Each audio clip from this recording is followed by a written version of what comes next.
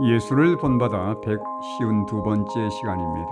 오늘 말씀의 범위는 마태복음 15장 21절로 28절이며 제목은 수로보니게 여인의 큰 믿음입니다. 정결에 관한 가르침 후에 예수님은 두로와 시돈으로 가셨습니다. 예수님이 두로와 시돈으로 가신 데는 이유가 있었습니다. 조용히 그곳에 가셨지만 예수님이 그곳에 당도했다는 소문은 금세 퍼졌습니다. 귀신 들린 어린 딸을 둔 한 가난한 여자가 예수님에 대한 소문을 듣고 도움을 청하고자 나왔습니다. 마가는 그 여인을 헬라인이요 수로보니게 족속으로 소개하고 있습니다. 그 여인은 주 다윗의 자손이여 나를 불쌍히 여기소서라고 소리질렀습니다. 이 표현을 보면 이 여인이 예수 그리스도를 메시아로 믿고 있었음을 알 수 있습니다. 자신의 신들에게 도움을 청했지만 아무 효과가 없음을 경험한 이 여인은 예수님에 대한 소문을 듣고 그분을 만나고자 몹시 갈망했습니다. 드디어 기회가 온 것입니다. 그 여인은 제자들과 유대인들이 우상 숭배자들로 경멸하던 이방인들에게 속한 자였습니다. 그들은 여호수아 시절에 이스라엘이 가나안을 정복할 때 제거했던 민족들이었습니다. 그런데 그 여인의 간청에도 불구하고 예수님은 못 들은 척 전혀 반응하지 않았습니다. 일반 유대인들이 이방인들을 냉정하게 대했던 바로 그러한 모습을 예수님은 보이신 겁니다. 끈질기게 소리를 지르며 따라오는 그 여인을 어떻게 해서라도 돌려보내자는 제자들의 제안에 예수님은 이렇게 대꾸했습니다.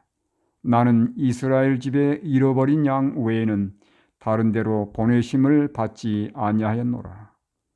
이 말은 나는 이스라엘을 위해서 왔는데 왜 내게 이방인 봉사를 요구하느냐는 반문이면서 동시에 유대인들이 갖고 있는 이방인들에 대한 편견을 지적하며 책망하는 말이었습니다.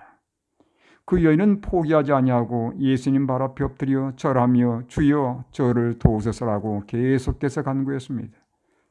예수님은 자녀로 먼저 배불리 먹게 할지니 자녀의 떡을 취하여 개들에게 던짐이 마땅치 아니하니라고 답변했습니다. 이 말은 이스라엘이 받을 축복을 개와 같은 이방인들에게 주는 것은 부당하다는 말로 들릴 수 있어서 마치 편견과 차별을 일으키는 말씀으로 오해할 수 있습니다. 예수님의 의도는 무엇이었습니까? 첫째, 먼저 택함을 받은 이스라엘이 하나님의 자녀로서 먼저 풍성한 말씀으로 돌아오기를 바라는 예수님의 간절함이 들어있는 표현입니다. 그래야 잃어버린 양들인 이방인들도 그들을 통해서 말씀을 받게 될 것이기 때문입니다. 둘째, 하나님의 자녀들에게 주어진 떡이 이스라엘이 개들로 취급하는 이방인들에게 뺏길 때가 올 것이라는 의미입니다. 이스라엘에게 주어졌던 특권들이 그들의 교만과 형식주의와 죄로 인해서 이방인들에게 곧 넘겨질 것이었습니다. 예수님의 의도를 깨닫지 못하고 그분의 말씀을 문자대로만 받아들였다면 그 여자는 몹시 실망하고 떠났을 것입니다. 그런데 성령께서 그 여인의 마음에 역사하여 그분의 의도를 깨닫게 해주었습니다. 그래서 그 여인은 포기하지 않고 주여 올소이다마는 개들도 제 주인의 상에서 떨어지는 부스러기를 먹나이다 라고 화답했습니다. 다시 말하면 주님, 부스러기라도 저는 만족합니다. 제가 어찌 상에서 먹는 것을 바라겠습니까? 떨어지는 부스러기라도 제게는 과분합니다라는 의미였습니다. 그 여인의 적극적인 반응에 예수님은 다음과 같은 놀라운 선언을 하셨습니다. 여자여, 내 믿음이 크도다. 내 소원대로 되리라.